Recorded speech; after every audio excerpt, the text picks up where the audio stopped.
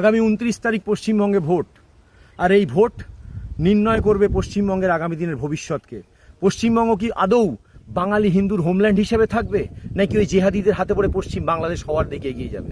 বড় অদ্ভুত একটা মিল এই এখনকার সময়ের সঙ্গে, যেন 1946 সালের কথা মনে পড়িয়ে দিচ্ছে। অদ্ভুত মিল। সেদিনও কিন্তু একটা ভোট হয়েছিল সারা ভারতবর্ষের মধ্যে, যে আমাদের সোনার বাংলা, অবিভক্ত সোনার বাংলা কি আদৌ ভারতবর্ষে থাকবে নাকি পাকিস্তানে চলে যাবে। আজকেও দেখুন ওই একই জায়গায় আমরা দাঁড়িয়ে রয়েছি, পশ্চিমবঙ্গের বাঙালি হিন্দু ওই একই জায়গায় দাঁড়িয়ে রয়েছে।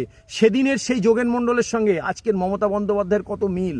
সেদিন যোগেন মণ্ডল প্ররোচিত করেছিলেন সমস্ত নমশূদ্র সম্প্রদায়ের মানুষকে, যাতে তারা স্বাধীন পাকিস্তানের সপক্ষে ভোট দেয়, যাতে তারা মুসলিম লীগকে ভোট দেয়। তাদের বেশিরভাগ অংশ কিন্তু সেদিন মুসলিম লীগকে ভোট দিয়েছিল, যার ফল আজকে কিন্তু ওই হায়নাদের মুখে আজও কিন্তু নমশূদ্র মানুষরা দাঁড়িয়ে আছে, যে হায়নার মুখে সেদিনকে যোগেন মণ্ডল দাঁড় করিয়ে দিয়েছিল তার সমাজকে।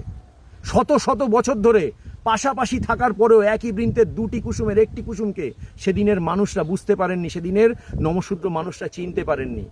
কিন্তু আজকে চিনুন, আজকে জানুন পূর্বপুরুষের সেই যে মারাত্মক ভুল, সেই ভুলের প্রায়শ্চিত্ত করার সুযোগ এসেছে আপনাদের সামনে। আগামী 29 তারিখ প্রায়শ্চিত্ত করুন, কারণ এই জায়গাটা আমাদের বাঁচাতে হবে।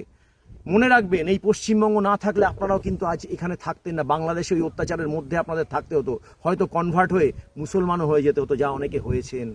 তাই আপনাদের সকলের উদ্দেশ্যে বলছি, যে দলই করুন, যে দলই এতদিন করে আসুন না কেন, পশ্চিমবঙ্গ বাঁচানোর স্বার্থে বিজেপিকে ভোট দিন।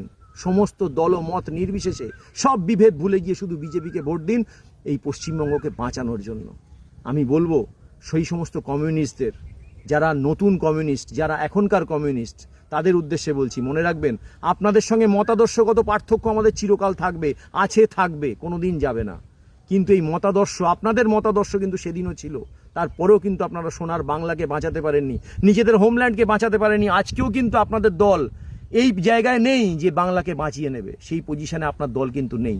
আজ যদি বাংলা কেউ বাঁচাতে পারে এই জেহাদিদের হাত থেকে, তাহলে একমাত্র ভারতীয় জনতা পার্টি বিজেপি বাঁচাতে পারে, আর কেউ পারবে না। তাই মতাদর্শগত পার্থক্য থাকলেও আপনারা আজ বিজেপির পাশে দাঁড়ান, বিজেপিকে ভোট দিন, আগে হোমল্যান্ড বাঁচান।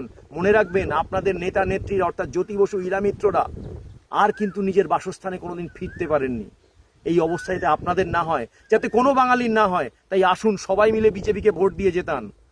বাংলা বাঁচলে আপনাদের মতাদর্শ বাঁচবে, আপনাদের মতাদর্শগত লড়াই বিজেপির সঙ্গে করতে পারবেন। আর বাংলা যদি না বাঁচে, যদি এটা সেই ইসলাম স্থান বা বাংলাদেশ তৈরি হয়ে যায়, তাহলে কিন্তু এখান থেকে আপনাদেরও পালাতে হবে, যেরকমভাবে বাংলাদেশ থেকে আপনাদের পূর্বপুরুষদের পালিয়ে আসতে হয়েছে।